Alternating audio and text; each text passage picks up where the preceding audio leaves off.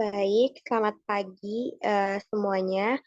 Kami izin mempresentasikan hasil kerja kelompok kami yang anggotanya itu terdiri dari Dini Fathatul Masduki, Suraida Rahmawati, Fazrina Amalia. Next.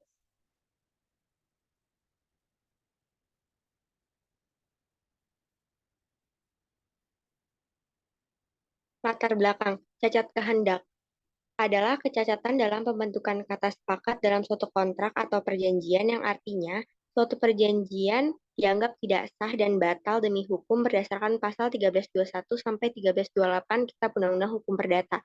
Terdapat cacat kehendak yang disebabkan oleh kekhilafan, keadaan memaksa, penipuan, dan tipu muslihat. Para pihak dalam kasus ini adalah PT Dava Sekawan Abadi selaku penggugat dan William Jelly alias William Jaya Kusli SH selaku tergugat. Duduk perkara yakni di dalam perjanjian yang mereka sepakati, ternyata terdapat suatu cacat kehendak, yakni adanya kekeliruan yang mana kualifikasi dalam perjanjian yang disepakati tidak sesuai dengan keterangan yang ada dan mengakibatkan perkara tersebut dibawa sampai ke pengadilan karena adanya unsur penipuan terhadap jual beli kayu bulat jenis merbabu.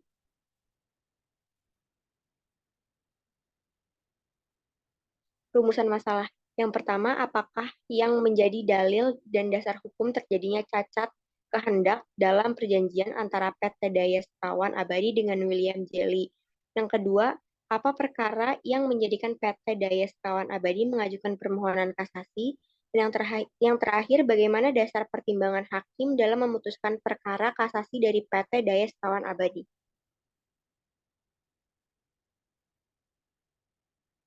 Pembahasan isi gugatan secara umum. Yang pertama itu adanya unsur cacat kehendak, yakni penipuan. Perjanjian tersebut dikehendaki dan disepakati oleh kedua belah pihak, yakni PT Daya Sekawan Abadi selaku penggugat dan William Jaya Kusli SH selaku tergugat. Yang kedua termasuk ranah Pengadilan Negeri Jakarta Selatan. Kasus tersebut diklasifikasikan sebagai perkara perdata, yaitu perbuatan melawan hukum dengan nomor perkara 534 garis miring PDT titik G garis miring 2015 garis miring PNJKT titik SAL. Yang terakhir itu PT Daya Sekawan Abadi menggugat atas surat perjanjian yang telah dikehendaki oleh para pihak karena adanya unsur cacat kehendak. Duduk perkara.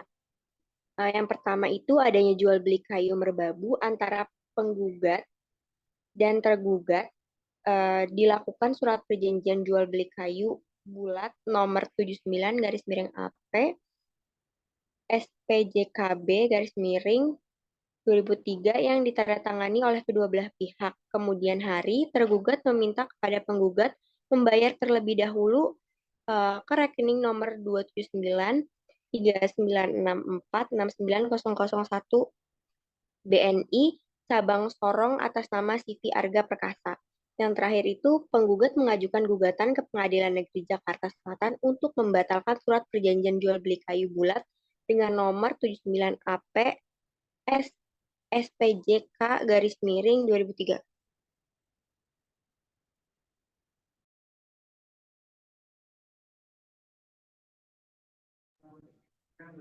Oke, selanjutnya saya akan bacakan tentang dasar dan dalil cacat kehendak sebagai alasan cacat gugatan. Yang pertama, surat perjanjian jual beli yang memiliki unsur cacat kehendak berisi kesesatan atau dualing dan penuh tipu muslihat atau kebohongan deadlock sebagaimana dalam hal ini dimaknai sebagai penipuan. Dasar dan dalilnya adalah pasal 1328 Kitab Undang-Undang Hukum Perdata menyatakan bahwa penipuan merupakan suatu alasan untuk pembatalan perjanjian apabila tipu muslihat yang dipakai oleh salah satu pihak adalah sedemikian rupa hingga terang dan menyatakan bahwa pihak yang lain tidak telah membuat perikatan itu jika tidak dilakukan tipu muslihat tersebut. Penipuan tidak dipersangkakan tetapi harus dibuktikan.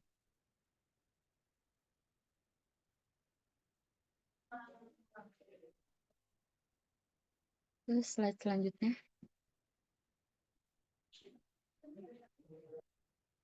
Yang kedua, yang diajukan oleh penggugat selain 1328 adalah pasal 1365 Kitab Undang-Undang Hukum Perdata, yakni perbuatan melawan hukum bukan tentang wan prestasi.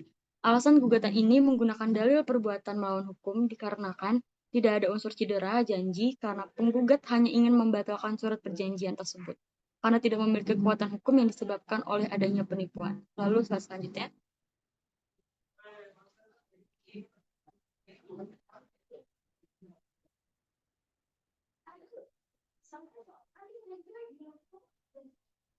Putusan Hakim. Tertanggal 12 April 2016 diselenggarakan perkara diketuai oleh Made Sutrisna selaku Hakim Ketua dan Krisnugroho Sri Pratomo selaku Hakim Anggota 1 dan Ahmad Rifai selaku Hakim Anggota 2.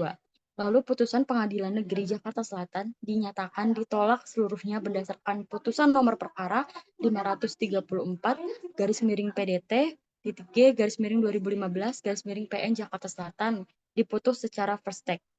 Tanggal 26 September 2016, banding ke tingkat pengadilan tinggi dengan Hakim Sutarto, KSHMH selaku Hakim Ketua Syamsul Bahri Borut, SHMH selaku Hakim Anggota 1 dan Sri Anggrawati SHM selaku Hakim Anggota 2 dengan nomor perkara yakni nomor 486 garis miring PDT garis miring 2016 garis miring PT DKI berdasarkan putusan tersebut.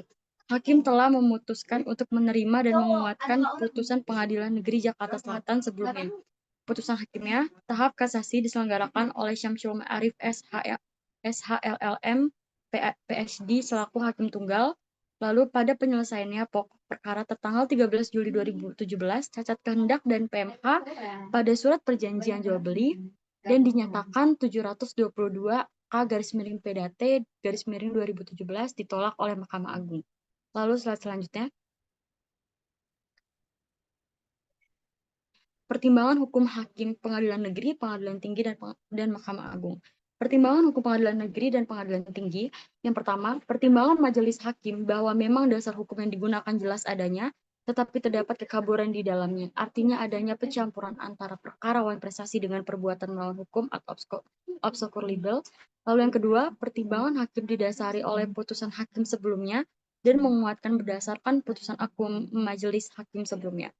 3. Dalam tahap kasasi, terdapat cacat berkas yang diajukan oleh penggugat sehingga majelis hakim memutuskan untuk menolak.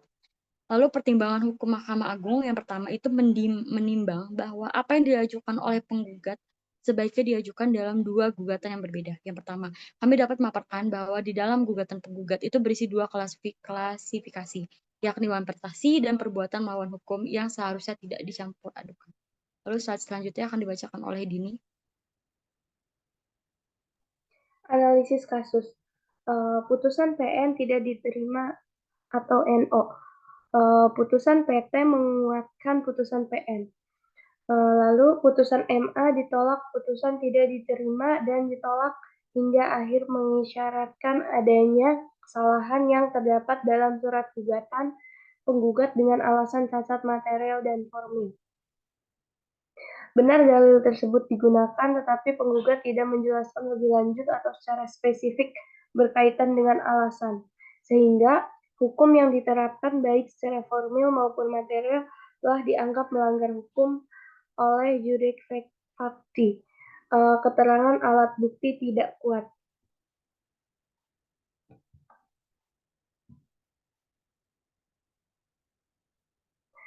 Lalu surat perjanjian jual beli kayu nomor 79 APSP 3 KB garis miring 11 garis miring 2003 tidak dirincikan lebih lanjut berkaitan dengan unsur wan prestasi yang meliputi duang, dwelling, dan bedrock, melainkan berfokus pada perbuatan melawan hukum yang secara fakta adalah tidak dibenarkan. Lalu pengadilan negeri tingkat banding di pengadilan tinggi hingga kasasi di Mahkamah Agung memiliki keputusan yang bulat dan seimbang, tidak tumpang tindih dan memutus perkara dengan sesama.